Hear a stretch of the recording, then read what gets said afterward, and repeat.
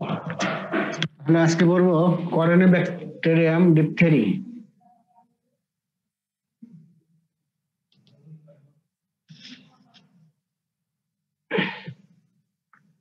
তো আগে আমরা পড়বো ক্লাসিফিকেশন অফ ডিপথেরিয়া, করেনিব্যাকটেরিয়াম।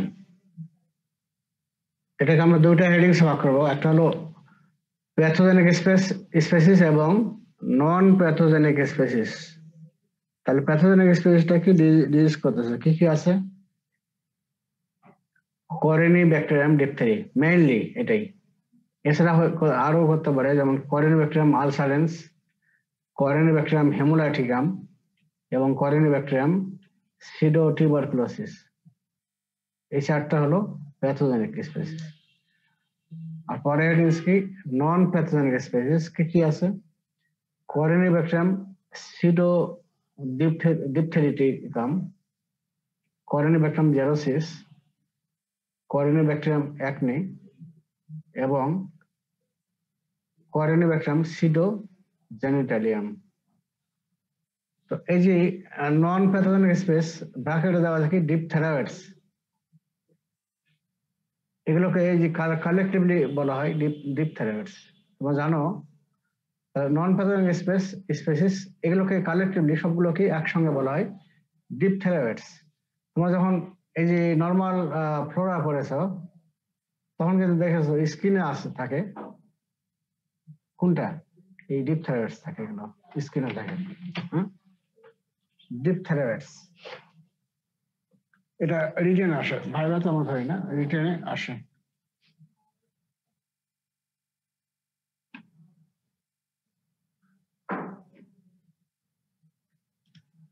তো আজকে আমাদের মেইন ক্লাস সেটা হলো করেনিব্যাকটেরিয়াম ডিপথেরি।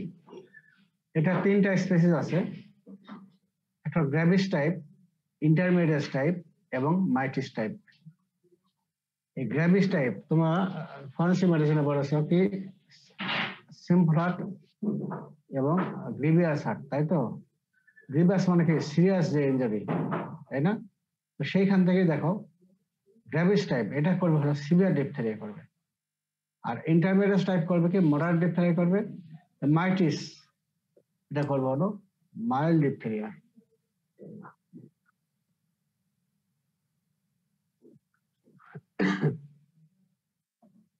এখন করেনিব্যাকটেরিয়াম ডিপথেরি এর প্রপার্টিস, ক্যারেক্টার কি কি? Thin, slender, gram-positive rod, but usually stands unevenly and weakly. এগুলো গ্রাম পজিটিভ, এগুলো থিন খুবই পাতলা এবং স্লেন্ডার একটু সামান্য লম্বা হয় এবং গ্রাম পজিটিভ রড।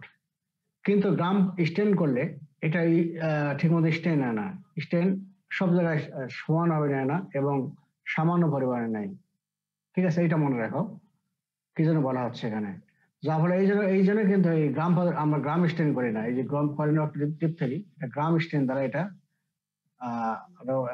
ডায়াগনোস করা যায় না, এটার জন্য আমরা করি পরে যে স্টেন আমরা বলবো সেটা। আর এটা কি ক্লাব শেপড, ক্লাব শেপ কাকে বলবো? Wider at one ends. কি জন্য হয়? Due to the presence of metachromatic granules of one or both ends. এখানে মেটাক্রোমাটিক গ্রানুলস থাকে, সে এক সাইডে থাকতে পারে অথবা দুই সাইডে থাকতে পারে, এই জন্য শেপটা হয় ক্লাব শেপড। তারপর একটা কি প্লিওমরফিক। প্লিওমরফিক মানে কি মরফোলজি অনেক ধরনের, তাই না? প্লিওমরফিক কি জন্য বলা হচ্ছে? এই অ্যারেঞ্জমেন্টটা অ্যারেঞ্জড ইন প্যালিসেড।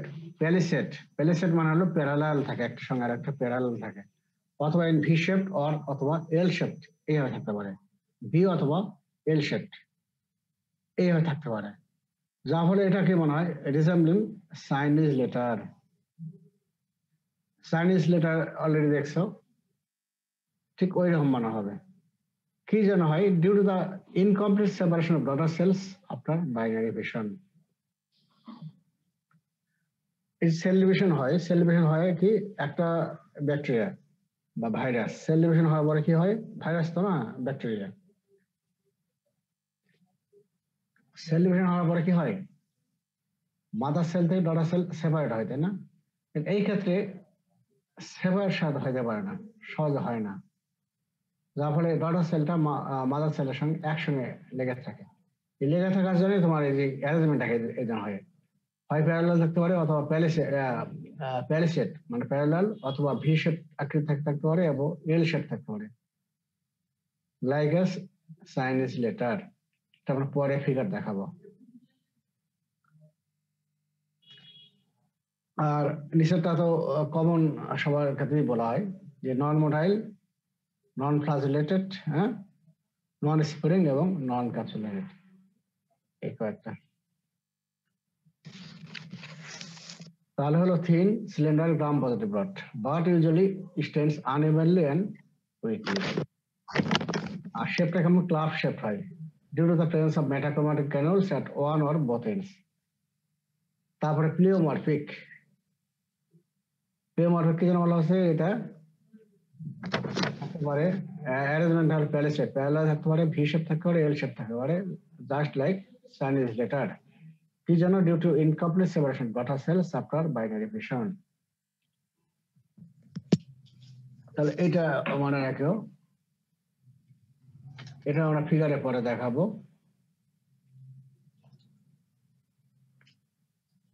তারপরে এই মেটাক্রোমাটিক গ্রানুলস যখন পড়লাম,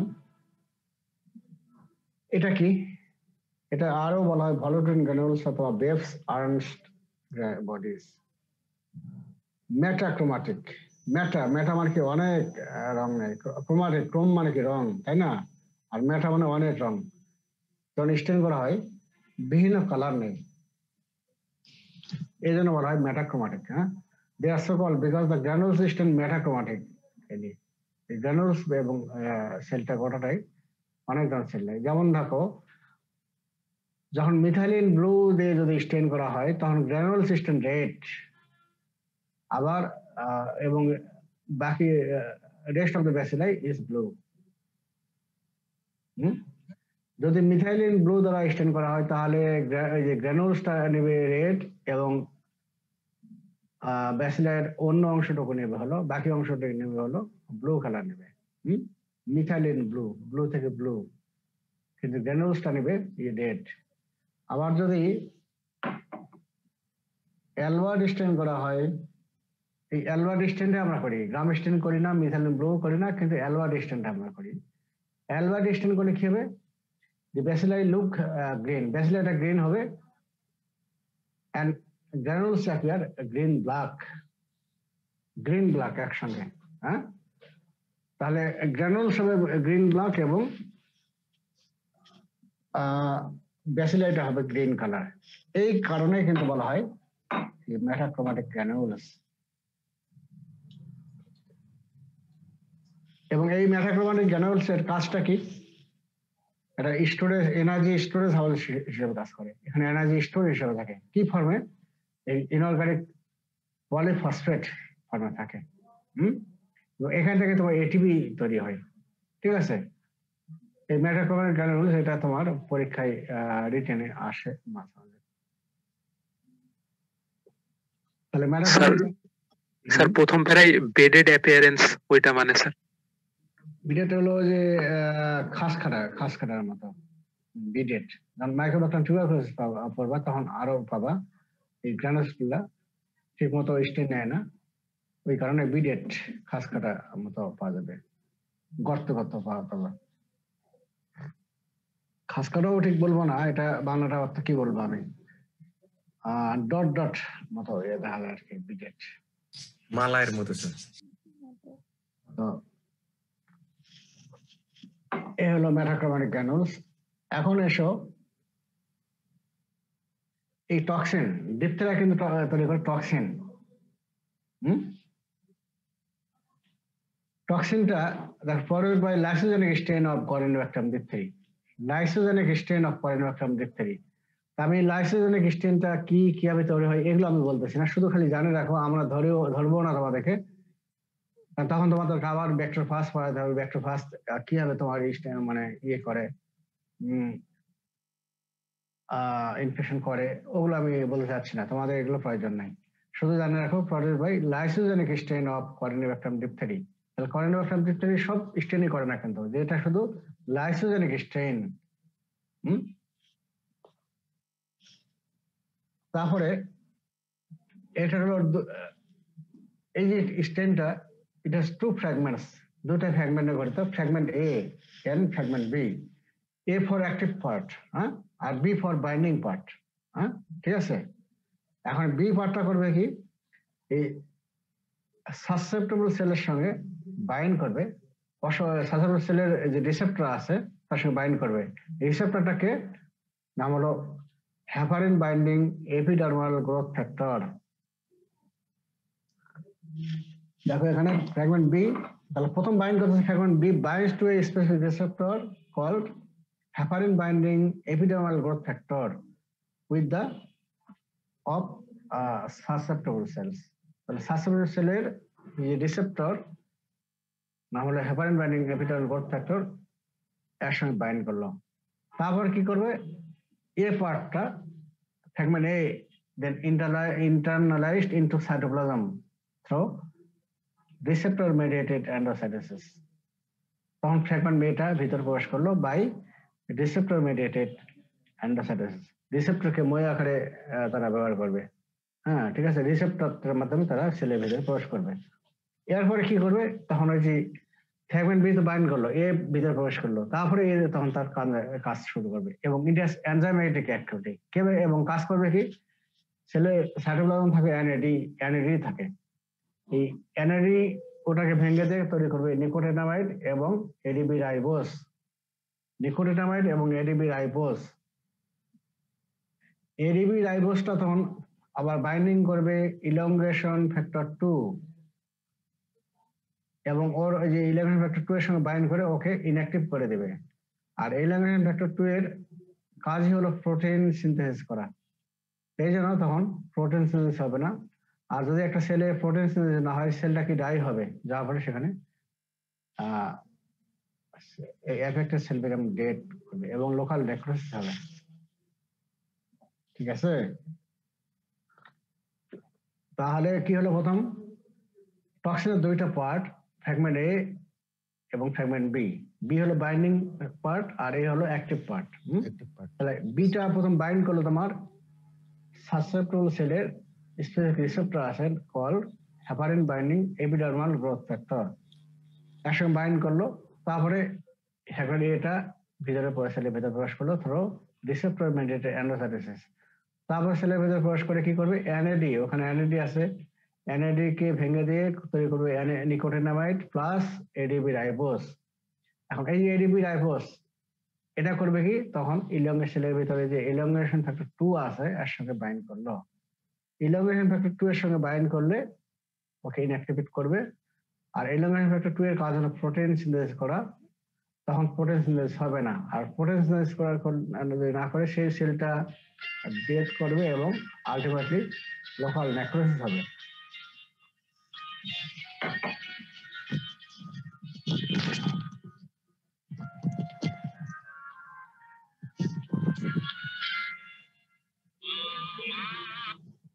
হ্যালো,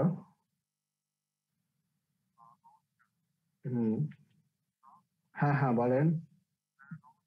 হুম,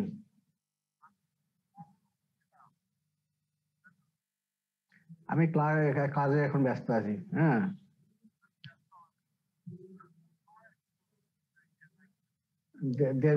দেড় ঘন্টা পরে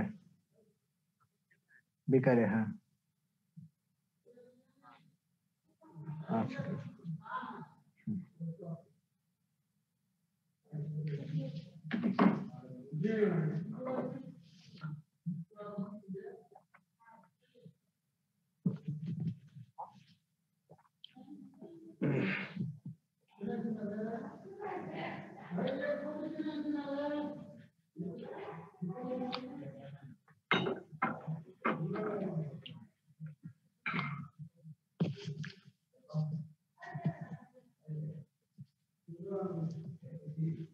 তাহলে একটা অ্যানিমেশন আছে, অ্যানিমেশনটা কাজ করবে কিনা দেখো দেখি। কাজ করতেছে না। না,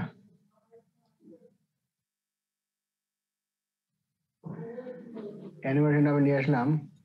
স্যার ফাইলটা রিমুভ হয়ে গেছে মনে হয় স্যার, যেখান থেকে ফাইলটা প্লে করতেছেন ওইখান থেকে। না, তারা তো নিচ্ছি না তো।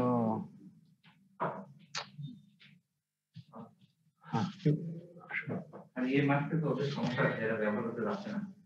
অন্তত একটা করে স্যাম্পলিং এর জন্য একটা অন্তত লাগবে। আচ্ছা, প্রতিদিন একটা করে অন্তত ব্যবহার করতে দিই। রিস্ক মনে করতেছে। এখন নাই, এখন নাই কাজ করার মতো। এখন আমার কাছে একটা মাস আছে, তাহলে ওটা দিয়ে দাও, কাজ করো। এখানে তাহলে একটা ব্যবহার করা যাবে। রাখে দাও, তোমার তো লাগবেই। হ্যাঁ, ইয়াতে লাগবে। তাহলে এখন থেকে আর এগুলো তাহলে না দেবো, ওই ইয়াগুলো দেবো, অথবা এগুলো ব্যবহার করে দেবো, সমস্যা নাই। এগুলো ওই যে ইয়াতে ব্যবহার করে দেবো। ওগুলো তো ব্যবহার করবো, ওগুলো তো আমরা ম্যাকডাইলে ইউজ করতে রাইট। স্যাম্পলিং এর তাহলে যেহেতু বিষয়টা আগে দাও তোমার কাছে, আর আরবিকে বলো যে এটা আমরা ব্যবহার করলাম, পারতেছি না। ঠিক আছে, তাহলে এখন থেকে এটা নিবো না। আবার আজকে তাহলে চলবে তো নাকি একটা যে হ্যাঁ একটা চলবে তো আজকে? আজকাল বিকালে দেবো আমি তাহলে। আচ্ছা, এখন ওটা হইলো না, এই যে তাহলে এইখানে দেখো তো তোমার এই যে দেখো এই ফিগারটা, এই দুইটা টক্সিন, তাই তো? এটা দুইটা পার্ট আছে, একটা হলো এ পার্ট এবং বি পার্ট। এই বি পার্টটা দেখো কি করছে, সাসেপ্টেবল সেলের কি heparin binding growth, epidermal growth factor, epidermal growth factor এর সঙ্গে বাইন্ড করতেছে। বাইন্ড করলো, তারপরে এ পার্টটা দেখো, এই পার্টটা ভিতরে প্রবেশ করলো থ্রু রিসেপ্টর মেডিয়েটেড এন্ডোসাইটোসিস। ঠিক আছে, এই যে ভিতরে প্রবেশ করলো, করার পরে এই যে বাকিটুকু অংশ অত বুঝবে না, তখন এই যে নিচে একবার নিচে আসো, দেখো এটা কি এনআইডির সঙ্গে কাজ করছে। এনআইডিকে ভেঙে তৈরি করবে কি এডিবি কে, এনআইডিকে ভেঙে করতেছে কি নিকোটিনামাইড এবং এডিবি রাইবোস। হ্যাঁ, এডিবি রাইবোসটা কি করতেছে, এলিমিনেশন ফ্যাক্টর 2 এর সঙ্গে বাইন্ড করলো, দেখো ঠিক আছে, করে ওকে ইনঅ্যাক্টিভ করে দেবে, যার ফলে তখন প্রোটিন সিনথেসিস হবে না, যার ফলে সেল ডাই হবে এবং লোকাল নেক্রোসিস হবে। আচ্ছা, এখন তাহলে যদি তোমরা ওই যে টক্সিনটা বলো, তাহলে প্যাথোজেন যখন পড়বো তখন কিন্তু এটা বুঝবা। টক্সিনটা পরীক্ষা আসে রিটেনে। মোড অফ ইনফেকশন কিভাবে হয়? Airborne respiratory droplet which are produced during কাফিং স্নিজিং। হ্যাঁ, মেইনলি এই মেথডেই ট্রান্সফার হয়, এয়ারবোর্ন রেসপিরেটরি ড্রপলেট। ঠিক আছে, আর কিভাবে হতে পারে? Direct contact with either respiratory secretion or exudate from infected skin lesion। যে রেসপিরেটরি সিক্রেশন গুলো হলো বা ইনফেক্টেড স্কিন লেশন হলো, এর কন্ট্যাক্টে যদি কেউ যায় তাহলে হতে পারে হোমাইটস ক্যান প্লে এ রোল। তারা তোমার এই যে যাদের ডিজিজ আছে তাদের কাপড় চোপড় এটাও কিন্তু করতে পারে, তোমার ডিজিজ ট্রান্সমিট করতে পারে। আবার যেখানে এপিডেমিক আকারে ডিজিজ দেখা দেয়, সেখানে কন্টামিনেটেড মিল্কের মাধ্যমে তোমার ছড়াতে হয়। তাহলে মেইনলি তোমার হলো এটা কিন্তু বলতে হবে এয়ারবোর্ন রেসপিরেটরি ড্রপলেট। আর রিটেনে আসলে তো সবগুলোই লিখতে হবে, কিন্তু এয়ারবোর্ন রেসপিরেটরি ড্রপলেট এটা থাকতে হবে। এরপরে পড়ব হলো clinical types of the site of infection by Corynebacterium diphtheriae. Site of infection, এটা বা এটা ক্লিনিক্যাল টাইপও বলতে পারি। এটা তোমার রিটেনে আসে বা ভাইভাতে জিজ্ঞাসা করি, এবং যে সাইডে হবে তোমার সেই সাইডের ওই নাম অনুযায়ী আমরা নামও সেখানে নামটা দিই। যেমন ফসিয়াল এরিয়াতে যদি হয় তাহলে তাকে বলে ফসিয়াল ডিপথেরিয়া, অ্যাডেনয়েড যেখানে, তাই না, অ্যাডেনয়েড যে অঞ্চলটা সেখানে হয়। সেখানে আরো সেটাকে আরেকটা টার্ম বলে টনসিলোফ্যারিঞ্জিয়াল।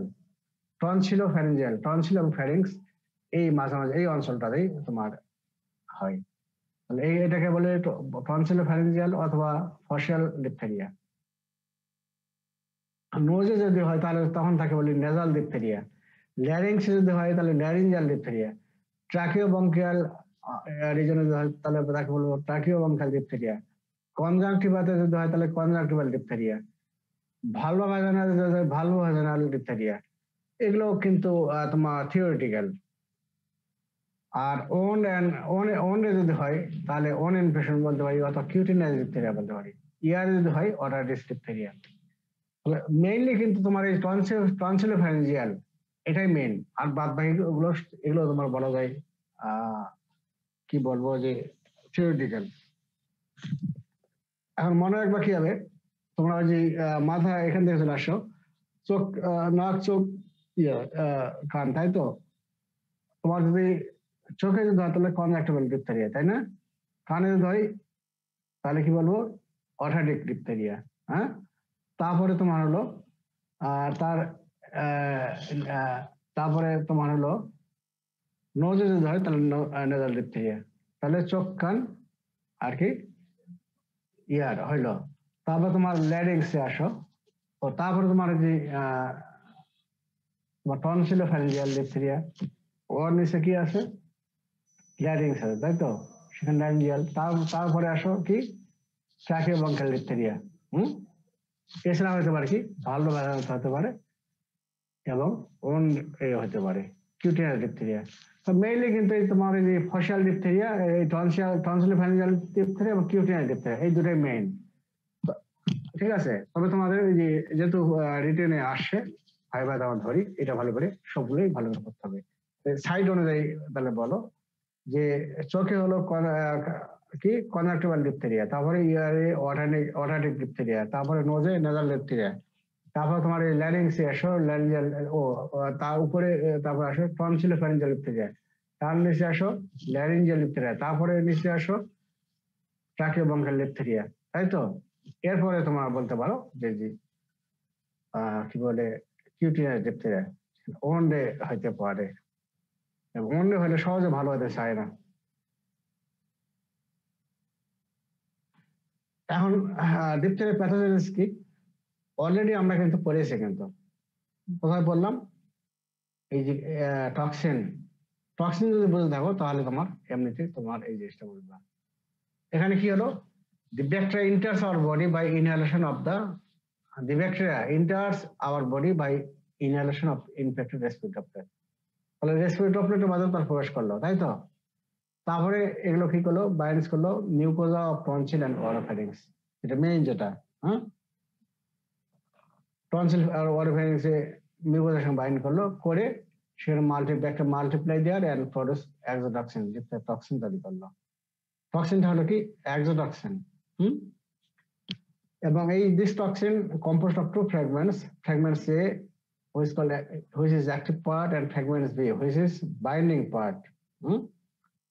এখন এবং আচ্ছা, তারপর কি হলো, fragment B binds to specific receptor called heparin binding epidermal growth factor receptor, একসঙ্গে বাইন্ড করলো অন সাসেপ্টর সেল। তারপরে fragment A is then internalized into cytoplasm by receptor mediated endocytosis। Fragment A has an enzymatic activity, it clips the nicotinamide from NAD। তাহলে nicotinamide ভেঙে nicotinamide করলো, নিকোটিনামাইডকে remove করে দিল, তাহলে বাকি থাকলো কি ADP রাইবোজ। তারপরে ADP রাইবোজটা কি transfer the remaining ADP ribose to elongation factor 2, thereby inactivating it, thus inhibits the protein synthesis of eukaryotic cells। As a result, affected cells become dead, leads to local necrosis। এইটুকু আমরা কিন্তু বললাম হলো টক্সিনে পড়ছি, তাই তো? এটুকু বুঝছো তো নাকি? জি স্যার। আচ্ছা, এরপরে এখন কি হবে, যখনই তোমার লোকাল নেক্রোসিস হবে তখন সেখানে একটা ইনফ্লামেশন হবে। ঠিক আছে, নেক্রোসিস হলে লোকাল ইনফ্লামেশন হবে, এবং এছাড়া হয় কি সেখানে যে ব্লাড ভেসেল গুলো আছে সেখানে ডাইলেটেড হবে, এবং সেখান থেকে তোমার ফ্লুইড এক্সুডেট হবে, যার ফলে কি লোকালাইজড ইডেমা হবে। তাহলে ইনফ্লামেশন এবং লোকালাইজড ইডেমা হলো। আলটিমেটলি সেখানে হবে কি এই যে তোমার ইনফ্লামেশন, লোকালাইজড ইডেমা হলো, নেক্রোসিস হলো, সবগুলোর ফলে সেখানে একটা সিডো মেমব্রেন তৈরি হবে। সিডো মেমব্রেন, মেমব্রেনের আগে কি সিডো, মেমব্রেন ঠিক নয় কিন্তু মেমব্রেনের মতোই, এই জন্য বলা হয় সিডো মেমব্রেন তৈরি হয়। ঠিক আছে, pseudo membrane in the throat. এবং সিডো মেমব্রেনের কম্পোজিশন কি, কোথায় তৈরি হয়? Over the affected area, tonsil oropharynx এখানে হবে। এবং এই সিডো মেমব্রেনের মধ্যে কি কি থাকে? নেক্রোটিক এপিথেলিয়াল সেলস থাকে, ফাইব্রাস এক্সুডেটস থাকে, তারপর ব্লাড সেল থাকে। ব্লাড সেলের মধ্যে কি থাকে? Neutrophil, lymphocyte, RBC. এবং এছাড়া ডিপথেরিয়া ব্যাসিলাই থাকবেই। এগুলো মিলে হলো সিডোমেন কম্পোজিশন। এই সিডোমেন কিন্তু আরো তোমার পরীক্ষা আসে, সিডোমেন আর কোন কোন অর্গানিজম তৈরি করে এগুলো আমরা প্রধান পড়বো, পরে পাবো। যেমন এই তোমার ক্লোস্ট্রিডিয়াম ডিফিসিল করে, আরো দু একটা অর্গানিজম করে, তখন আমরা পড়বো। তারপর তোমার যে আচ্ছা এখন বলে খেয়াল থাকবে না, শুধু এটুকু সিডোমেনের কম্পোজিশনটা কি। নেক্রোটিক, যেহেতু ওখানে নেক্রোসিস আছে তাহলে নেক্রোটিক এপিথেলিয়াল সেল থাকবে। ও তারপরে যখন নেক্রোসিস আছে সেখানে কি ব্লাড যাবে, ব্লাডের কোনগুলো যাবে? নিউট্রোফিল, লিম্ফোসাইট, আরবিসি যাবে। এছাড়া থাকবে কি ফাইব্রাস এক্সুডেট এবং ডিপথেরিয়া যে অর্গানিজম থাকবে, ডিপথেরিয়া ব্যাসিলাই থাকবে। এগুলো তোমার থাকলো। তাহলে এখন এই সিডোমেন তৈরি হলো ওভার দা টনসিল এবং অরোফ্যারিংস। এই সিডোমেন আবার কি করবে? এই সিডোমেনটা যদি ল্যারিংস এবং ল্যারিংস যদি এক্সটেন্ড করে, ল্যারিংস পর্যন্ত যদি যায় তাহলে সেখানে ল্যারিঞ্জিয়াল অবস্ট্রাকশন করবে। যাবল patient may die due to respiratory failure. তাহলে এটা মারাত্মক একটা ইয়ে, তাই না, ইভেন্টস। এটা একটা হলো রেসপিরেটরি অবস্ট্রাকশনের জন্য ডাই হতে পারে। আর কি হয়তো কি হবে? এই সিডোমের ভিতরে তো অর্গানিজম থাকে, তাই না? এরা কিন্তু কন্টিনিউয়াসলি মাল্টিপ্লাই হতে থাকবে এবং টক্সিন তৈরি করতে থাকবে। টক্সিন আলটিমেটলি চলে যাবে তোমার হলো সার্কুলেশনে চলে যাবে, এবং সার্কুলেশন থেকে চলে গিয়ে বিভিন্ন অর্গানে চলে যাবে। বিভিন্ন অর্গানে চলে গিয়ে তখন কোথায় কোথায় এফেক্ট করবে? হার্ট মাসেলকে এফেক্ট করবে, অ্যাড্রিনাল গ্ল্যান্ড এবং নার্ভ সেলস। এই জিনিসটা খেয়াল রাখো, যে হার্ট মাসেল, অ্যাড্রিনাল গ্ল্যান্ড এবং নার্ভ সেল, এগুলো জানতে হবে। কি জন্য? যে পরে আমরা কমপ্লিকেশন পড়বো তখন এই জিনিসগুলো আসবে।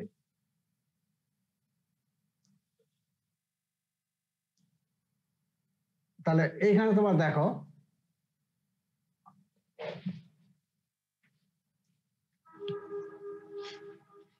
তাহলে অলরেডি তোমার পড়লা যে প্রথম ব্যাকটেরিয়া প্রবেশ করলো, একটা enters in our body by inhalation of infected respiratory droplet এর মাধ্যমে প্রবেশ করলো, তাই তো? আচ্ছা, তারপরে binds with the mucus of tonsil and oropharynx. Respiratory ড্রপলেটের মাধ্যমে তারা আমাদের বডিতে প্রবেশ করলো এবং টনসিল এবং অরোফ্যারিংস এর যে মিউকাস সেখানে বাইন্ডস করলাম। এরপর সেখানে মাল্টিপ্লাই করবে এবং টক্সিন তৈরি করবে। নাম হলো কি ডিপথেরিয়া টক্সিন, এবং এটা হলো এক্সোটক্সিন ইন নেচার। এবং it has two parts, fragments A and fragments B. Beta হলো কি বাইন্ডিং করলো with heparin binding growth factor, আর এই পার্টটা তখন সেলের ভিতরে প্রবেশ করলো থ্রু রিসেপ্টর মেডিয়েটেড এন্ডোসাইটোসিস। তারপরে সেখানে সেলের ভিতরে কি থাকে? এনএডি। এনএডি কে ভেঙে দিয়ে তৈরি করবে কি nicotinamide plus ADB ribose. ADB ribose তখন কি কার সঙ্গে বাইন্ড করবে? Elongation factor 2। আর ইলংগেশন ফ্যাক্টর 2 বাইন্ড করে তাকে ইনঅ্যাক্টিভেট করে দেবে। আর ইলংগেশন ফ্যাক্টর 2 এর কাজ হলো প্রোটিন সিনথেসিস করা। তো যেহেতু ও ইনঅ্যাক্টিভ হলো, যার ফলে প্রোটিন সিনথেসিস হবে না। আর যদি একটা সেলের ভিতরে প্রোটিন সিনথেসিস না হয়, সেলটা ডাই হয়ে যাবে, আলটিমেটলি লোকালাইজড লোকাল নেক্রোসিস হবে, তাই তো? এখন লোকালাইজড নেক্রোসিস হলেই সেখানে একটা ইনফ্লামেশন হবে। আর পাশাপাশি হবে কি যে ওখানে যে ব্লাড ভেসেল গুলো আছে সেখানে ডাইলেটেড হবে, এবং ডাইলেটেড হলেই সেখান থেকে তোমার ফ্লুইড এক্সুডেট হবে। ঠিক আছে, এখন এই ফ্লুইড এক্সুডেট হলো, নেক্রোসিস হলো এবং ইনফ্লামেশন, এগুলো সব মিলে তৈরি হবে তোমার সিডো মেমব্রেন। কোথায় হবে? On the affected site. Affected site কোনটা? Tonsil oropharynx mainly. ঠিক আছে, এবং এই pseudo membrane composed of necrotic epithelial cells এবং ফাইব্রাস এক্সুডেট। এরপরে থাকে কি ব্লাড সেলগুলো থাকবে, নিউট্রোফিল, লিম্ফোসাইট, আরবিসি এবং ডিপথেরিয়া ব্যাসিলাই ইটসেলফ থাকবে। সিডোমেন এবং তৈরি হলো। তারপর সিডোমেন করবে কি? Pseudomembrane then extends to larynx and produce airway obstruction. Patient may die due to respiratory failure. ঠিক আছে, আর আরেকটা কি হতে পারে, অর্গানিজম ইন দা রেসিডুয়ামেন্ট continue to produce excitation. The organism এই যে রেসিডুয়ামেন্টের ভিতরে থাকলো, এগুলো কিন্তু কন্টিনিউয়াসলি তোমার কিন্তু কি মাল্টিপ্লাই করবে এবং টক্সিন তৈরি করে থাকবে। হ্যাঁ, ঠিক আছে, টক্সিন তৈরি করে থাকবে, তারপরে তোমার হলো ওই টক্সিনটা আবার কি করবে, ব্লাড যে সিস্টেমিক সার্কুলেশন সেখানে চলে গেল। Toxin absorbed in general circulation through damaged mucus membrane and causes parenchymatous degeneration, fatty infiltration, necrosis in the heart muscle, adrenal gland and nerve cell. তাহলে হার্ট মাসেলকে এফেক্ট করবে, অ্যাড্রেনাল গ্ল্যান্ডকে এফেক্ট করবে এবং nerve cell, বেশ করে heart muscle এবং nerve cell একে effect করবে। ঠিক আছে, তাহলে এইটুকু আমরা পড়লাম হলো প্যাথোজেনেসিস। খেয়াল থাকবে, ঠিক আছে? জি Hello? স্যার, জি স্যার বোঝা জি গেছে। স্যার, ঠিক আছে স্যার। তারপরে এখন আসো ক্লিনিক্যাল ফিচার। দ্বীপ থেকে দুইটা ফর্মে, ওই যে আমরা যে এতক্ষণ যে পড়লাম যে ক্লাসিফিকেশন, অনেকগুলো সাইড অনুযায়ী পড়লাম, তাই তো? ওর মধ্যে তোমার দুইটা মেইনলি, একটা রেসপিরেটরি, ওটাকে আমরা দুইটা গ্রুপে ভাগ করবো। একটা হলো ক্লিনিক্যাল ফিচারকে দুইটা গ্রুপে ভাগ করবো। একটা হলো রেসপিরেটরি ডিপথেরিয়া, যখন ইনভলভ করে ফ্যারিংস, ল্যারিংস এবং নেজাল ক্যাভিটি। আর কিউটারি ডিপথেরিয়া ইনভলভ যখন করবে, স্কিনকে ইনভলভ করবে, তখন সেটা কিউটারি ডিপথেরিয়া বলবো। কিউটারি ডিপথেরিয়া লেস ইম্পর্টেন্ট, এটা আমরা আমি পড়াবো না। এখন তোমার ইয়ে কি হবে, সিমটম কি হবে? রেসপিরেটরি যদি ডিপথেরিয়া হয় তাহলে সিমটম হবে তোমার হলো বেশ করে মেইনলি কোনটা হয়, টনসিলোফ্যারিঞ্জিয়াল, তাই তো? টনসিলোফ্যারিঞ্জিয়ালের কি হয়, তোমার কমিউনিটি মেডিসিনে পড়ে আসছো already. Sudden onset with exudative pharyngitis হবে। তাহলে অনসেট হবে সাডেন অনসেট, এবং প্রথম কি হবে, ফ্যারিঞ্জাইটিস হবে, সত্রট হবে। আর ফ্যারিঞ্জাইটিস সত্রট হবে কি হলে কি হবে, ডিসফেজিয়া হবে। ডিসফেজিয়া কাকে বলা হয়? পেইনফুল ডেগ্লুটেশন, তাই তো? জি স্যার। ফিভার হতে পারে, আর ফিভার হলে ম্যালেজ, প্রস্ট্রেশন এগুলো হতে পারে। আর গুরুত্বপূর্ণ যেটা সেটা হলো কি, রিজিওনাল লিম্ফ নোড এনলার্জমেন্ট হবে। বেশ করে কি ওখানে কোন লিম্ফ নোড থাকে, cervical lymph node, cervical lymph node হবে। এন্ড মার্ক ইট আকার ইন নেক, যেটা তখন মনে হয় যে এটা বুল নেক অ্যাপিয়ারেন্স, ষাঁড়ের যে ধার, হ্যাঁ, সেরকম মনে হয়, বুল নেক অ্যাপিয়ারেন্স হবে। এটা আমার ফিগারে দেখাবো পরে। তাহলে প্রথমে ফ্যারেঞ্জাইটিস হলো এবং সাডেন অনসেট, সট্রট, এগুলোর জন্য হবে ডিসফেজিয়া। আর ফিভার তো হবেই, ম্যালেজ হবে, আর লিম্ফ্যাডিনোপ্যাথি হবে, সার্ভাইকাল লিম্ফ্যাডিনোপ্যাথি, এবং খুবই বেশি হবে এবং ইডেমা হবে সেখানে, যা ফলে হবে কি সেটা অ্যাপিয়ারেন্স হবে বুল নেক অ্যাপিয়ারেন্স। আর প্রস্টোরেশনটা কি জিনিস স্যার? প্রস্ট্রেশন ওই যে মনে করতেছে যে হয়তো পায়খানা হবে এরকম একটা ভাব। আচ্ছা, তারপরে হলো দেখো ডিপটা, এইখানে ফিগারটা দেখো, এই দেখো টনসিলোফ্যারিঞ্জিয়াল রিজনটা দেখো তো একবারে হিউজলি এনলার্জ হয়ে গেছে, এবং দেখো একটা ফাইবাস এক্সুডেড বাই যে হোয়াইট লেশন হয়ে গেছে, তাই না? হয়নি? এবং হিউজ সয়েলিং হয়েছে, দেখো এগুলো টনসিল এবং ফ্যারিঞ্জিয়াল রিজন হিউজ এনলার্জ হয়ে গেছে, দেখো এই যে উপরে এগুলো, এই যে এখানে দেখাচ্ছে, দেখো আরো দেখায়, দেখো আবার এই দেখো এই মেয়েটার দেখো, এই যে গলাটা দেখো কি সয়েলিং হয়ে গেছে, এবং এটা ব্যবহার হয়, যা বলে কি নেকটা কি একবারে হিউজ সয়েলিং হয়ে গেছে না? এটাকে বলা হয় বুল নেক অ্যাপিয়ারেন্স।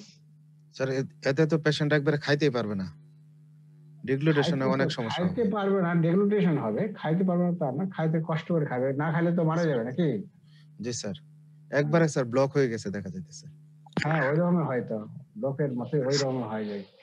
স্যার এখানে তো আর্লি স্টেজে একদম ফ্যারেঞ্জাইটিস থাকবে স্যার, আর pharyngitis due to streptococcus pyogenes, তখন স্যার মানে এই দুইটার ভিতরে পার্থক্য মানে কিভাবে? পার্থক্য তোমার ক্লিনিক্যাল, মেইনলি তোমার ক্লিনিক্যাল ফিচার। এখন এই কোশ্চেন আগেই করো, এই যে তোমার তো এখন ক্লিনিক্যাল ফিচার তো মনে করো যে এতক্ষণ যে আমি কি বললাম, ক্লিনিক্যাল তোমার যদি ফ্যারেঞ্জাইটিস, এই যে তোমার যে ডিপথেরিয়ার হলো যে রেসপিরেটরি স্ট্যান্ডার্ড যেটা হয়, তোমার কি কমিউনিটি মেডিসিন পড়ো নাই? জি স্যার, ক্রপ। হোপিং ক্রপ হয়, সেই জি জিনিসটা স্যার। থাকে। তোমার ক্লিনিক্যাল সিমটম দেখলে তুমি বুঝবা যে এটা ডিপথেরিয়া নাকি তোমার হলো তোমার যে স্টেপটোরাস পায়োজেন্স। স্টেপটোরাস পায়োজেন্স তো শুধু তো থ্রোট হয়, আর এখানে তো তোমার তো একবার থ্রোট তো হবেই পাশে, এবং ওই যে তোমার যে টনসিল ফ্যারিংস এগুলো হিউজলি এনার্জ হবে, ইডিমা ফর্মেশন হবে, যখন নেক্সটটা কি হবে তোমার একবার হিউজ সলিং হবে, তাই তো সার্ভাইকাল লিভার দেখতেছে। তারপরে তোমার এই যে রেসপিরেটরি স্টার্টেড হয় কমিউনিটি মেডিসিন পরে পড়ছো, এগুলো হলে তোমার তো বুঝবাই তো যে এটা তোমার কি বলে যে ডিপথেরিয়া হবে। তবে তোমরা তোমরাই বলো বা আমরাই বলি, আমরা এখন লাকি বলবো না আনলাকি বলবো, ডিপথেরিয়া বাংলাদেশ থেকে এখন কিন্তু জাদুঘরে যাওয়ার মতো অবস্থা হয়ে গেছে, এবং গোটা পৃথিবী থাকেই, তাই না? জাদুঘরে যাওয়ার মতো হয়ে গেছে না জি স্যার, পেটে জি স্যার, এখন কিন্তু হয় না কেন? খুব কম স্যার, রোগী পাওয়াই যায় না স্যার। এই যে কয়েক রোগী পাবাই না। জি স্যার। কয়েক বছর আগে, এই যে কয়েক দশকে, 90 দশকে তোমার কিন্তু ডিপথেরিয়া ছিল, ঠিক আছে? কিন্তু এই কয়েক বছর যে দেখো 20-30 বছরের মধ্যে দেখো তোমার এখন আর নাই। তবে ইরাডিকেশন পর্যায়ে চলে গেছে একবারে। রেডিয়েশন পর্যায়ে চলে গেছে। তবে হ্যাঁ, কিছু একটা হচ্ছে কোথায়, এই যে তোমার এই যে আমাদের যে বার্ডেন, আমাদের যে এখন মাথার উপর একটা বোঝা চেপে গেছে, যে রোহিঙ্গা, তাই তো? আমরা আশ্রয় দিতে খুব ভুল করেছি, এখন তো আর নামাতে পারতেছি না। এখন রোহিঙ্গারা আসে আমাদের মাথায় চলে বসে, গোটা পৃথিবী চুপচাপ আছে। মায়ানমারকেও কিছু করতেছে না, এই হলো পৃথিবীর ধর্ম, তাই না? মায়ানমার এত অত্যাচার করতেছে, ওদেরকে কিচ্ছু বলতেছে না, আর এদেরকে ভিক্ষা দিয়ে ওই কোনো মতে খাবার দিয়ে বাজারে রাখছে। এবং এখানে এনজিও গুলা কি ব্যবসা করতেছে, এগুলো এনজিও গুলোর কাজই হলো ব্যবসা করা, আর ব্যবসা করতেছে। আর সরকারি বলতেছে বারবার নিয়ে যাওয়ার জন্য বলতেছে, কোনো কর্ণপাতই করতেছে না, গোটা পৃথিবী চুপচাপ আছে। এবং এই যে একজন নোবেল প্রাইজ পাইলো এক নেত্রী অং সান সুচি, এই মহিলা তো খুব বদমাইশ একটা, এটা একটা ক্ষমতায় টিকে থাকার জন্য দেখো কিচ্ছু বলতে না সে, আর সে হলো নোবেল প্রাইজ পাইলো শান্তির জন্য। তাই তারা সেনাবাহিনী লেলিয়ে দিয়ে তাদেরকে দেখো গোটা ইয়াকে স্টপ জেনোসাইডের মতো, বাংলাদেশ যেমন আমরা হয়েছিলাম, আমাদের যেমন একবার সেই ভিন্ন পাকিস্তান যেমন আমাদের করছিল, হ্যাঁ, ঠিক ওই পাকিস্তানের মতোই আমাদের সেই রোহিঙ্গাদের উপরে করছে। এবং রোহিঙ্গারা এখন দেখো যে আমাদের বাংলাদেশে চলে আসছে, যাকে এগুলো বলতে নাই, আবার না পলিটিক্যাল কথা, তারপর না বললেও পারি না এগুলো। তো এখন দেখো এই যে রোহিঙ্গা ক্যাম্পে, এখানে কিন্তু তোমার কিন্তু ওই যে কিছু কিছু ডিপথেরিয়া দেখা যাচ্ছে কিন্তু, ঠিক আছে? আমরা কিন্তু ইপিআই প্রোগ্রামে বাংলাদেশ কিন্তু আমরা কিন্তু অনেক অনেক সফল, অন্যান্য পৃথিবীর অন্যান্য দেশ থেকে, সেটা ইন্ডিয়া বলো বা অন্যান্য দেশ বলো, বিভিন্ন দেশ থেকে আমরা কিন্তু অনেক এগিয়ে আছি, অনেক এগিয়ে, আমরা বলা যায় অনেক সাকসেস। তো আমাদের দেশ থেকে নিশ্চিন্ন হওয়ার পথে, কিন্তু ওই যে পার্শ্ববর্তী কান্ট্রি গুলো যেন আমরা পাচ্ছি না, এই যে রোহিঙ্গা ওদের কিন্তু এখন হচ্ছে কিন্তু। যাই হোক, এখন এই যে ল্যারিংস বা ট্রাকিয়াল যদি ইনভলভমেন্ট হয়, তখন কি হর্সনেস অফ ভয়েস, ডিসমিয়া, রেসপিরেটরি স্টাইডর এবং কাফ, তাহলে এগুলো হবে কিন্তু এই হর্সনেস অফ ভয়েস, হ্যাঁ, তাই তো? ডিসমিয়া, শ্বাসকষ্ট হবে, এবং রেসপিরেটরি স্টাইডর এবং কাফ। তাহলে এখন তুমি এখন যে একজন প্রশ্ন করলা, এখন তুমি বলতে পারবা, এখন কি তুমি ডিভাইড করতে পারবে না যে স্টেটোপাইজেন্স তার ইনফেকশন হলো নাকি তোমার এই যে তোমার কি হোপিং কফ হলো, পারবা না? জি স্যার। এগুলো স্টেটোপাইজেন্স এগুলো থাকবেই না তোমার। আর এগুলো তোমার তো সব বয়সে হয় না, এগুলো তো কম বয়সেই হয়, তাই না? এগুলো একটা এজ ফ্যাক্টর একটা আছে, বাচ্চাদের স্যার বেশি, বাচ্চাদের বেশি হয়, আর এই সিমটম গুলো থাকবে। এই সিমটম থাকলেই মোটামুটি বলা যায়, এই যে সিমটম থাকলেই ধরে নেওয়া যায় যে তোমার ডিপথেরিয়া হয়ে গেছে। তারপরে তো আমরা তো ওই যে গ্রাম স্টেন করবো, তারপরে অ্যালবার্ট সাসপেক্ট করলে আমরা অ্যালবার্ট স্টেন করবো, তখন তো আমরা ল্যাব ডায়াগনোসিস চলে যাবো, তাই তো? এটা পরে আমরা আসতেছি। কিউটেরিয়াল ডিপথেরিয়া আমি এটা বলতে চাচ্ছি না, এটা পরীক্ষা আসো না বা ধরেও না আমরা। এই যে স্কিন লেশন যদি হয় কোনো জায়গায় অন হলো, সেখানে ইনফেকশন হলো, তখন সেই অনটার সহজ আর ভালো হতে যাবে না, অ্যান্টিবায়োটিক দিলেও ভালোই হচ্ছে না। যাকে এগুলো আমি বলতে যাচ্ছি না। এটা এখন এই কমপ্লিকেশন কি হবে ডিপথেরিয়া? তাহলে এই সিমটম সাইন গুলো আমি বলি, তাই তো? সাইন সিমটম গুলো বলি কি জন্য? অনেক সময় প্রবলেম বেসড কোশ্চেন দেওয়া থাকে, ঠিক আছে? যে আগে যেগুলো বললাম এগুলো অবশ্যই খেয়াল রাখবা। হ্যাঁ, আমি তো মেডিসিন তোমাদেরকে চাচ্ছি না মেডিসিন পড়াইতে, কিন্তু প্রবলেম বেসড কোশ্চেন অনেক সময় তোমার একটা ওই সাইন সিমটম দিয়ে ক্লিনিক্যাল ফিচার দিয়ে তোমাকে বললো ওই ডায়াগনোস করার জন্য। হ্যাঁ, এই জিনিসগুলো একটু দেখবা। স্যার এগুলো পড়ে ভালো হইতেছে স্যার। স্যার না হলে ওয়ার্ডের মধ্যে বলে তোমরা তো এগুলো সব মাইক্রোবায়োলজি থেকে পড়ে আসছো, তখন স্যার সমস্যা হয় স্যার। সেটাই। জি স্যার। তারপরে দেখো কমপ্লিকেশন অফ ডিপথেরিয়া। কমপ্লিকেশন কি হবে? কমপ্লিকেশন অলরেডি আমি বলেছি, তিনটা কারণে কমপ্লিকেশন হবে। একটা সিডোমেনের কারণে হবে, হার্টকে এফেক্ট করলে তার জন্য একটা হবে, আর হলো নার্ভকে যদি এফেক্ট করে তার জন্য হবে। তিনটা কারণ হবে। এখন সিডোমেন যদি হয়, সিডোমেন তোমার মেইনলি হচ্ছে প্রথম কোথায়? প্রথম হচ্ছে কোথায়? টনসিল এবং অরোফ্যারিংসে, তাই তো? এটা যদি এক্সট্রা যদি তোমার একবার ট্র্যাকিয়া ল্যারিংস পর্যন্ত যায়, তাহলে কি হবে? রেসপিরেটরি অবস্ট্রাকশন হবে। Ultimately patient die due to respiratory failure. The extension of the pseudomen into the larynx and trachea causing airway obstruction. Thus, patient may die due to respiratory failure. আরেকটা কি হতে হার্টকে যখন এফেক্ট করবে তখন মায়োকার্ডিটিস, এবং ওর সঙ্গে থাকবে অ্যারিথমিয়া হবে এবং সার্কুলেটরি কোলাপস হবে। এবং কখন হয়? সেকেন্ড উইকে হয়। In case of severe diphtheria, normally হয় না, সিভিয়ার ডিপথেরিয়াতে এটা হতে পারে। আরেকটা কমপ্লিকেশন কি হয়? ওই যে বললাম নার্ভ কে এফেক্ট করে। নার্ভ কোন নার্ভকে এফেক্ট করে? ক্রেনিয়াল নার্ভসকে এফেক্ট করে মেইনলি, ঠিক আছে? করলে উইকনেস, সেই নার্ভ উইক হবে অথবা প্যারালাইজ হবে। প্যারালাইজ বলতে এমনি প্যারালাইজ না, প্যারালাইজ কোথায় হবে? Paralyse of the muscles of the subpalatal pharynx হবে, which can lead to regurgitation of fluids through the nose, ঠিক আছে? আর পেরিফেরাল নিউরাইটিস হতে পারে। এই তোমার হলো কমপ্লিকেশন। তাহলে সিডোমেন তৈরি হওয়ার জন্য একটা হচ্ছে, যদি সেটা ট্রাকিয়া এবং ল্যারিংসে চলে যায় তখন রেসপিরেটরি ব্লক হবে, রেসপিরেটরি অবস্ট্রাকশন হবে, যার patient may die due to respiratory failure. হার্টকে যদি এফেক্ট করে তাহলে প্যারালাইটিস এবং তার সঙ্গে অ্যারিথমিয়া হতে পারে এবং সার্কুলেটরি কোলাপস হতে পারে। আর যদি মাসেলকে যদি এফেক্ট করে ক্রেনিয়াল নার্ভসকে, তাহলে সেখানে হতে পারে তোমার ক্রেনিয়াল নার্ভ, তোমার যে মাসেলস ওই ক্রেনিয়াল নার্ভ সাপ্লাই দেবে কোথায়? সাবপ্যালেটকে এবং ফ্যারিংসে। তখন কি হবে? মাসেলস ও সাবপ্যালেট এবং ফ্যারিংস। তখন তোমার ফ্লুইড খাচ্ছ, পাতলা জিনিস খাচ্ছ, সেগুলো ডিকাজিটেট হয়ে নোজ তোমার বাইরে চলে যাবে। হ্যাঁ, পানিটাও খাওয়াইতে পারলাম না, রেডি করে আবার হচ্ছে তাহলে ঘুমাইলো। এই তো এটা ঘুমাইতে সারা রাত এরকম বারবার উঠে এই কথা কে বসে বলে? হ্যাঁ, ওরকম হচ্ছে আরো 2 বার করলো। কথা কে বলতে যাবে না? হচ্ছে 2 বার করলো, করার পর এখন পেট গড়বড় করতেছে। এই সাউন্ডটা টেস্ট করো তো, কে বলতেছে? কিছু খাবে তো লেক্সাস দিলাম, একটা আমাদের ডিএলএম এ যে আপু আছে উনি আবার পেট গড়বড় করতেছে। বুঝ পাইতেছেন না উনি? এই ডক্টর নাসিন নাকি? আবার বমি করলো, তারপর পানি খেলো, পানিও বমি করলো, আবার পানি খেলো, আবার বমি করলো। মানে কালকে পানি খেলে বমি কি হয়? যে কাশির সঙ্গে সে পানি খাচ্ছে বমি করতেছে? এমনি তো বাসায় খাবার খাচ্ছিল, শুধু হচ্ছে এই হলো কাশির অ্যাটেন্ডেন্সি নাকি? থেকে একটু মুড়ি বানানো বুঝতে পারতেছি না। তোমার ডিএনএ কোর্স করা আছে, ওই ওকে বলে ফোন করে বলে দাও। 1 চামচ 2 চামচ খেতে হবে। আচ্ছা, এখন ল্যাব ডায়াগনোস করব। দেখো, শুরু হয় নাই, ঘুম থেকে ওঠার পর আমরা একটা প্রিজম্পটিভ ডায়াগনোস করতে পারি on the basis of clinical clues. সকাল থেকে আর বমি হয় নাই।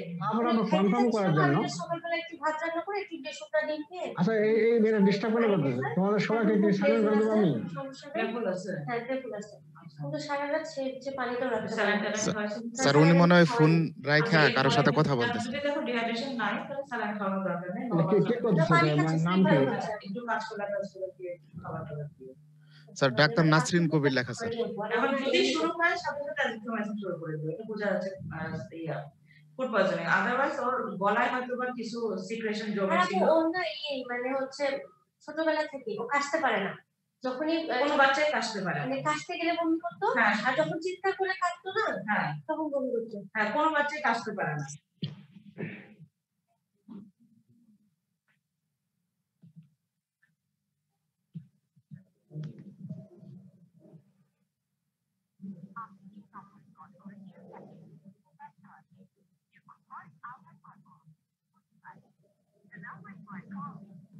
স্যার স্যার ঠিক হয়ে গেছে এখন। স্যার শুরু করেন স্যার, উনি ডিসকানেক্টেড হয়ে গেছেন স্যার।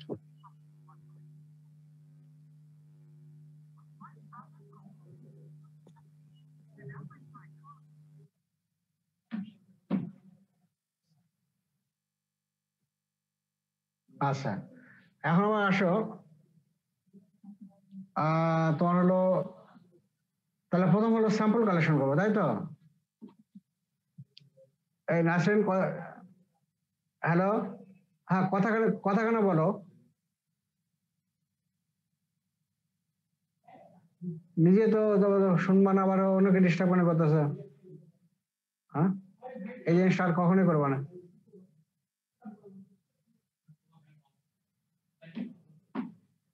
আচ্ছা, এখন দেখো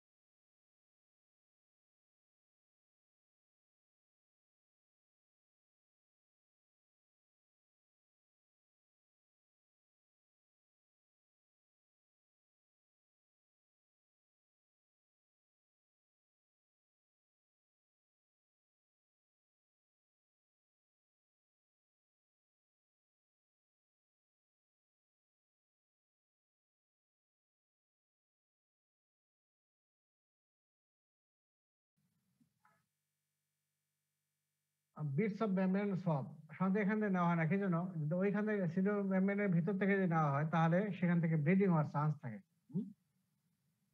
এটা ডেঞ্জারাস, তারপরে এটা নেওয়া হয় না মেইনলি। তাহলে আমরা নেই সব from the inflamed area of the throat, nose and other সাসপিকুলেশন। ঠিক আছে, নিলাম। নেওয়ার পরে কি করবো? গ্রাম স্টেইন করবো, তাই তো? এটা গ্রাম পজিটিভ, তবে স্টেইনস আনইভেনলি এন্ড উইকলি, যা বলে আমরা গ্রাম স্টেইন আমরা করি না। ঠিক আছে, আমরা করবো কি? অ্যালবার্ট স্টেইন করবো। এইবার দেখো ফিগারটা দেখো, এখন অ্যালবার্ট স্টেইন করলে কি হবে? ব্যাসিলারি হবে গ্রিন এবং গ্র্যানুলটা হবে গ্রিন ব্ল্যাক। ঠিক আছে, এবং অ্যারেঞ্জমেন্টটা কেমন হবে? চাইনিজ লেটার ডিউ টু কি যেন বলা হচ্ছে, চাইনিজ লেটার একটা হলো ভি শেপ, এল শেপ আর প্যালিসেড বা প্যারালাল একেবারে। ফিগারটা দেখো তো, চাইনিজ লেটারের মতো কি লাগতেছে? দেখো তো স্যার চাইনিজ লেটারের মতোই লাগতেছে স্যার। তারপর গ্র্যানুলটা দেখো গ্রিন ব্ল্যাক, আর এই যে এর সাথে বডি দেখো একবার গ্রিন, না মিলে আছে কথাটা? জি স্যার। ঠিক এইরকম হয়। ঠিক আছে, তাহলে এটা ভুলবা না, এই যে ফিগারটা দেখালাম এটা ভুলবা না।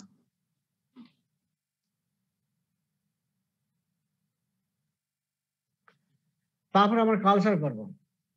কালচার করবো কোথায় করবো? হলো তোমার ব্লাড টেলুরেট এগারমিডিয়া, বিটিএ। এছাড়া করতে পারি লোপলার সেরাম স্লোপ এবং টিন্ডেলস মিডিয়া।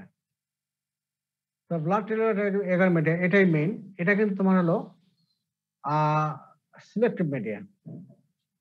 অলরেডি জানছো যে স্পেশাল মিডিয়ার মধ্যে কি সিলেক্টিভ মিডিয়া আছে, স্পেশাল, তারপরে আরো অনেক আছে না, ডিফারেন্সিয়াল মিডিয়া, ইন্ডিকেটর মিডিয়া, অনেক আছে। তো এটা হলো সিলেক্টিভ মিডিয়া। সিলেক্টিভ মিডিয়া কাকে বলা হয়? সিলেক্টিভ মিডিয়া সিলেকশন করা হয়, আমি ডিজায়ার অর্গানিজমকে শুধু গ্রোথ করতে দেবো, বাকিগুলোকে করতে দেবো না। যেমন একটা জায়গা থেকে তোমার ইয়ে নিলাম, যেমন তোমার স্ক্রিন থেকে নিলাম, স্ক্রিন নর্মাল ফ্লো অনেক কিছু থাকে। আমি করব কি যে, বা তোমার এই মুখে অনেক এই তোমার অর্গানিজম, ওই যে এফেক্টেড যে অর্গানিজম, পজিটিভ যে অর্গানিজম, ওর সঙ্গে তোমার ওখানে তো নর্মাল কমেন্সাল অনেক থাকে, তাই তো? সেগুলো তো তোমার গ্রো করতে পারে। ওইগুলোকে আমার চেষ্টা থাকবে অন্য অর্গানিজম যাতে গ্রো না করে। হ্যাঁ, এই জন্য আমরা ব্যবহার করবো কিছু স্পেশাল সাবস্টেন্স দেবো যেটা অন্য অর্গানিজমকে প্রিভেন্ট করবে। এটাকে বলা হয় সিলেক্টিভ মিডিয়া, তাই তো নাকি? তোমার হানা কিছু বলতেছে না? জি স্যার। তো এখানে সিলেক্টিভ মিডিয়া, সিলেক্টিভ সাবস্টেন্স কি ব্যবহার করে ওই বিটিএতে হলো এটা একটা ব্লাড এগার মিডিয়াই। এটা একটা ব্লাড এগার মিডিয়াই, কিন্তু এর সঙ্গে আমরা দেই টেলুরাইড দেই। এই টেলুরাইড করবে কি অন্য ব্যাকটেরিয়াকে তারা বাধা দেবে গ্রোথ করতে। এই জন্য এটা টেলুরাইডটা কি জিনিস স্যার? এটা একটা সাবস্টেন্স একটা। স্যার এটা কি ভাইরাস ব্যাকটেরিয়ার মতো স্যার, না sir chemical substance? Chemical substance এটা একটা। জি স্যার। টেলুরাইড এটা হলো selective media for corynebacteria. It contains telluride that inhibit the growth of other bacteria. অন্য ব্যাকটেরিয়াকে তারা গ্রোথ করতে দেবে না, ঠিক আছে? তারপরে হলো তাহলে এখানে আমরা করে থাকি, এবং এখানে তোমার নেচারটা কেমন হবে? কালারটা হবে গ্রে টু ব্ল্যাক কলোনি হবে। ব্ল্যাক কলোনি কেন হয়? এই যে ওই যে পটাশিয়াম টেলুরাইড ওখানে ব্যবহার করা হয়, ওই ওকে রিডিউস করে করবে টেলুরিয়াম। এই টেলুরিয়ামের জন্য তোমার এই যে ব্ল্যাক কালারটা হয়, ঠিক আছে? একটা তো তোমার হলো অর্গানিজমকে মারতে এসে পাশাপাশি তোমার ওই ইন্ডিকেটর করতেছে। দেখো এই যে এখানে দেখো তো grey to black colony, black colony black হয়ে গেছে না? ব্ল্যাক হয়েছে? জি স্যার। জি স্যার। এইরকম একটাতে ব্ল্যাক আর একটাতে গ্রে স্যার। হ্যাঁ, আর দেখো তারপরে আর ওটা সিলেক্টিভ মিডিয়া, ওটাই বললেই হবে। আরেকটাতে করতে পারি লোপ্লাস সিরামসব। এটা সাধারণত তোমার সিলেক্টিভ মিডিয়া নয়, তবে এখানে অর্গানিজমটা গ্রো খুব তাড়াতাড়ি করে 6 থেকে 12 ঘন্টার মধ্যেই। এটাও তোমার গ্রেস হোয়াইট হতে পারে কলোনি। তাহলে এই বললাম। তারপরে যে অর্গানিজম গ্রো করলো এটাকে আমার কনফার্ম করার জন্য কি করবো? কিছু বায়োকেমিক্যাল টেস্ট করবো, ক্যাটালিস্ট টেস্ট করবো পজিটিভ, অক্সিডেজ টেস্ট নেগেটিভ, আর হিস সেরাম মিডিয়া কি? এর মধ্যে বিভিন্ন ধরনের সুগার দেওয়া থাকে, এই সুগারকে ফার্মেন্ট করে। এই যে এটা মূলত করি তোমার হলো এই যে করিনোব্যাকটেরিয়াম ডিপথেরি, 3টা স্পিসিস বললাম না? করিনোব্যাকটেরিয়াম ডিপথেরি কি? গ্র্যাভিস, মাইটিস এবং কি ইন্টারমিডিয়াস, তাই তো? ইন্টারমিডিয়েট। এই 3টাকে ডিফারেন্সিয়েট করার জন্য আমরা এটা করি যে গ্র্যাভিস যেটা, এখানে আমরা সুগার দেই গ্লুকোজ, মাল্টোজ, সুক্রোজ, স্টার্চ, সবগুলোকে তোমার গ্র্যাভিসটা তোমার ইয়ে করবে, ঠিক আছে?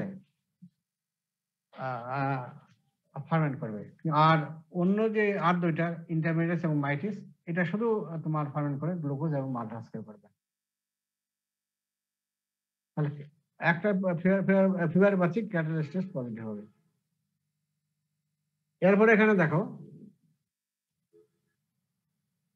টক্সিসিটি টেস্ট করবো। টক্সিন তৈরি করে কিনা ইনভিভো টেস্ট করবো। ইনভিভো মানে কি?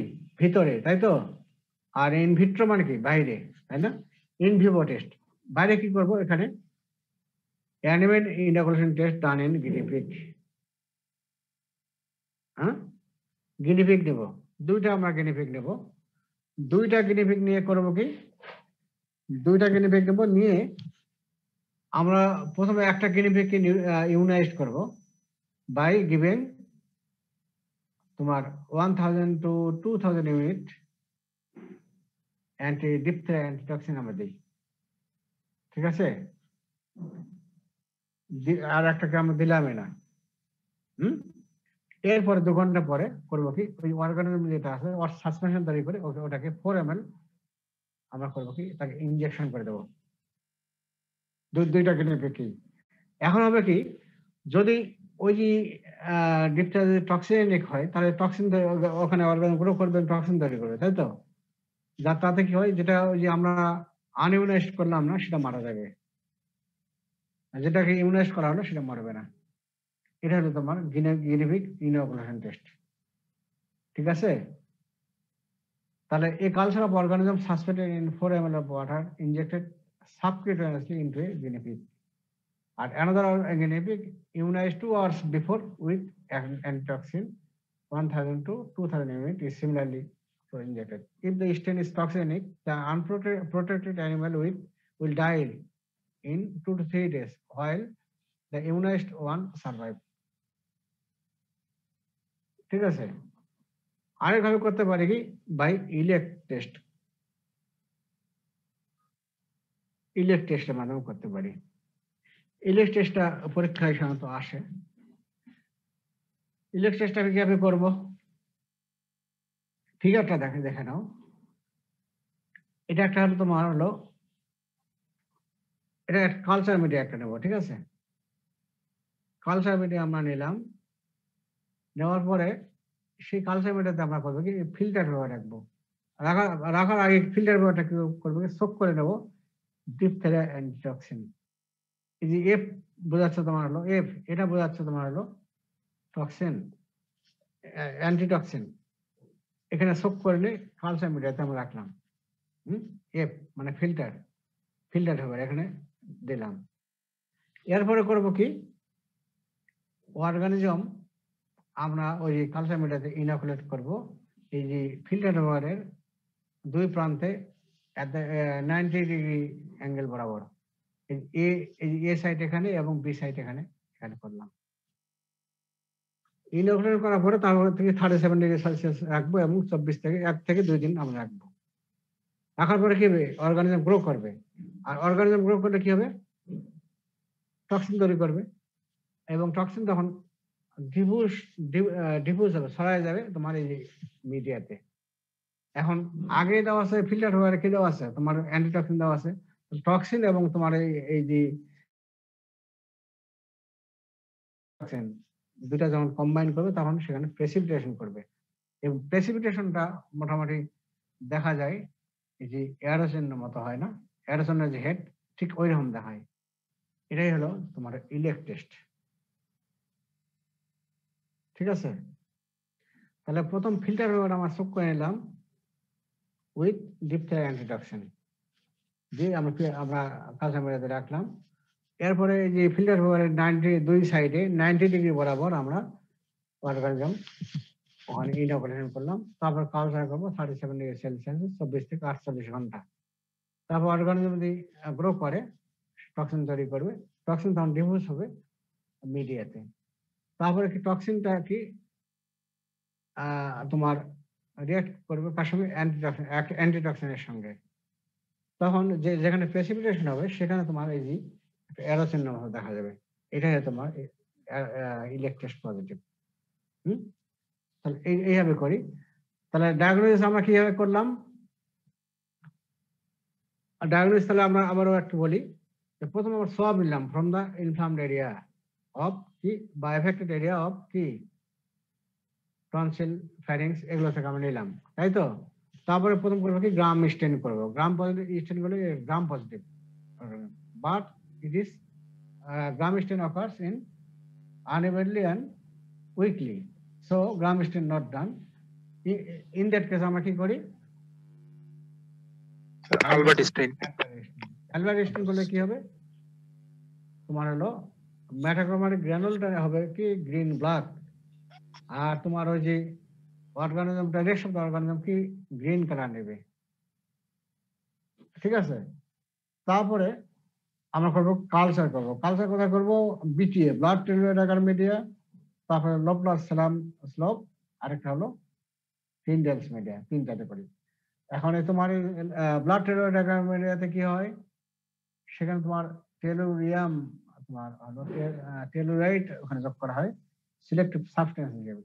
সেখানে কি হবে অন্য অর্গানিজম গ্রো করবে না, শুধু গ্রো করবে কি তোমার এই যে ডিপথেরিয়া ডিপথেরি গ্রো করলো, সেটাকে আবার আমরা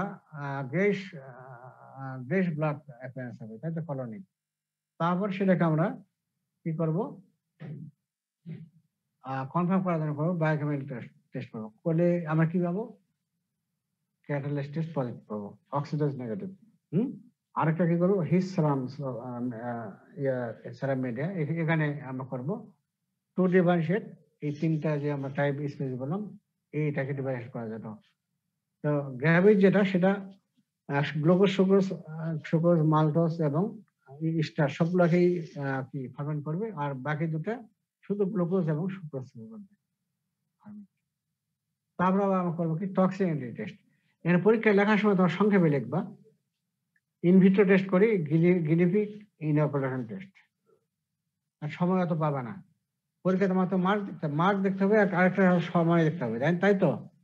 সময় যদি বেশি পাবো তাহলে লিখবা, আর বেশি না পারে তোমার অত কিছু লেখার প্রয়োজন নেই, শুধু লিখবা ইনভিভো টেস্ট লিখবা, গিনিপিগ ইনোকুলেশন টেস্ট। আর ইনভিট্রো লিখবা হলো ইলেক টেস্ট। এ পর্যন্ত লিখলাম, তাহলে হয়ে গেল। আর শুধু যদি শুধু যদি ইলেক টেস্ট তোমার আসে, তাহলে ইলেক টেস্ট তোমার যে ফুইয়া থেকে রাখে তোমার এই যে পরীক্ষায় আসে। এখন তোমরা আসো, আর অন্য টেস্ট করতে পারি, এলাইজা করতে পারি, পিসিআর করতে পারি এবং আইসিটি করতে পারি। আচ্ছা, সিক টেস্ট আমরা সাধারণত এটা ধরবো না, শুধু একটু জানে রাখো ওই এটাও কিন্তু রিটেন আসে, শুধু সিক টেস্ট এবং ইলেক টেস্ট তোমার ডেফিনিশন আসে। সিক টেস্টটা করা হয়, it is an internal test to assess immunity against diphtheria. শুধু এটুকু খালি জানো, প্রসিডিউর অনেক আছে, এত কিছু আমি বলতে চাচ্ছি না বা তোমাদের জানার প্রয়োজন নেই, শুধু খালি এইটুকু জানে রাখো। It is an internal test to assess immunity against diphtheria. একটা পেশেন্ট ডিপথেরিয়া এগেইনস্ট তার ইমিউনিটি আছে কিনা সেটা দেখার জন্য আমরা করি সিক টেস্ট। আর ইলেক টেস্টটা কি করি? টু ডিটেক্ট টক্সিন, তাই তো? একটা ওই অর্গানিজমটা টক্সিন তৈরি করে কিনা এটা দেখার জন্য আমরা করি ইলেক টেস্ট, আর সিক টেস্ট করি ইমিউনিটি দেখার জন্য। এটা হলো পার্থক্য, এই দুটা এইভাবে পরীক্ষায় তোমার আসে কেন। হ্যাঁ, এইটুকু। এখন মেথড লাগবে না তোমাদের। এখন এসো আমরা প্রিভেনশন কিভাবে করতে পারি।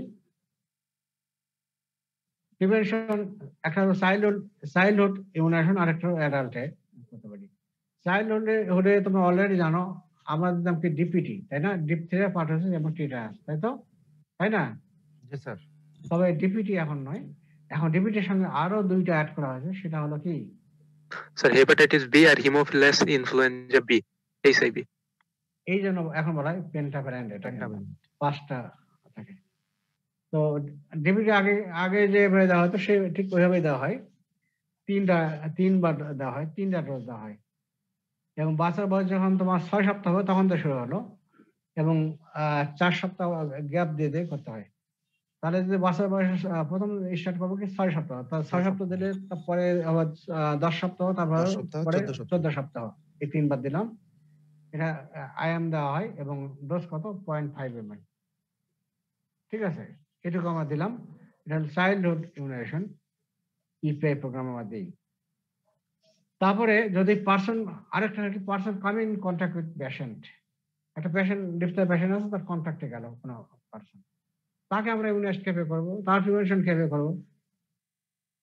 এখানে আমরা দেখবো যে যে পার্সনটা গেল সেই তাকে যে ভ্যাকসিন দেওয়া হলো তার ইমিউনাইজেশন করা হয়েছে কিনা সেটা দেখবো।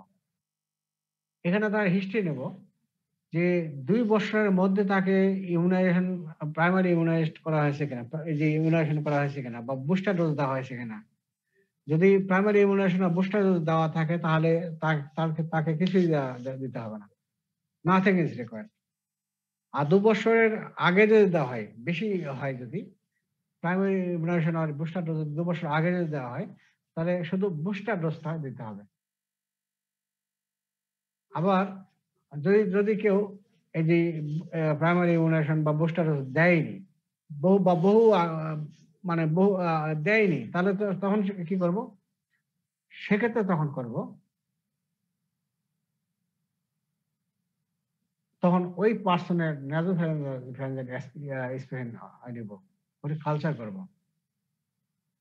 যদি কালচার পজিটিভ হয় তাহলে তখন তাকে দেব ডিপথেরিয়া অ্যান্টিটক্সিন দেব 1000 to 2000 ইউনিট। আর কিছু অ্যান্টিবায়োটিক দেওয়া হয়, পেনিসিলিন অথবা ইরাথ্রোমাইসিন। পেনিসিলিন সবাইকে দেওয়া যায় না, যদি তার হাইপার সেনসিটিভিটি থাকে, হাইপার সেনসিটিভ অ্যালার্জিক রিঅ্যাকশন যদি হয়, সেক্ষেত্রে আমরা দেবো ইরাথ্রোমাইসিন দেই। আর অ্যাক্টিভ ইমিউনাইজেশন করতে হবে এগেইন ডিপথেরিয়া। আর ক্যারিয়ার অবশ্যই ডিটেক্ট করতে হবে এবং তাকে ট্রিটমেন্ট করতে হবে। এইভাবে আমরা প্রিভেনশন করতে পারি। তাহলে প্রিভেনশন আমরা দুইভাবে করলাম, একটা হলো যে প্রাইমারি ইমিউনেশন, তারপর হলো যারা কন্ট্যাক্টে গেল পেশেন্টের তাকে একটা করবো। তাহলে প্রাইমারি চাইল্ডহুড ইমিউনেশন কিভাবে করলাম, ডিপিটি পেন্টা এখন করি পেন্টাভ্যালেন্ট 3টা Pentavalent দিয়ে। দিলাম। আর যদি কন্ট্যাক্টে গেল তাহলে তখন তাকে আমরা হিস্ট্রি নেব যে 2 বছরের মধ্যে সে বুস্টার ডোজ ইমিউনাইজেশন ডিপিটি এগুলো দেওয়া হয়েছে কিনা, অথবা বুস্টার ডোজ দেওয়া হয়েছে কিনা। যদি দেওয়া হয় থাকে তাহলে তাকে কিছুই দিতে হবে না। 2 বছরের বেশি সময় যদি আগে 2 বছর আগে যদি দিয়ে থাকে তাহলে তাকে শুধু বুস্টার ডোজ দিতে হবে। আর যদি কোনো ইমিউনাইজ তাকে করাই হয়নি সেক্ষেত্রে আমরা কি করবো, ওই পার্সনে তখন নেব, নিয়ে কালচার করবো। কালচার যদি পজিটিভ হয় তখন তাকে আমরা দেবো ডিফথেরিয়া অ্যান্টিঅক্সিডেন্ট দেবো 1000 to 2000 ইউনিট দেবো, আর কিছু অ্যান্টিবায়োটিক দেবো, পেনিসিলিন অথবা ইরিথ্রোমাইসিন দেবো, ইরিথ্রোমাইসিন আর সঙ্গে অ্যাক্টিভ ইমিউনাইজেশন ইমিউনাইজেশন করতে হবে। আর ক্যারিয়ার অবশ্যই ডিটেক্ট করতে হবে এবং ট্রিটমেন্ট করতে হবে। এই হলো প্রিভেনশন। তাহলে হ্যাঁ, আমাদের কালচার এবং মাইক্রোস্কোপিক এক্সামিনেশন মানে স্টেইনিং, এই দুইটার ভিতরে স্যার কোনটা করা সহজ?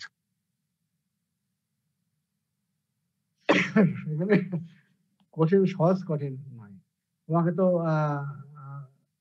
সবই পারলে সবই সোজা, আবার না পারলে সবই কঠিন।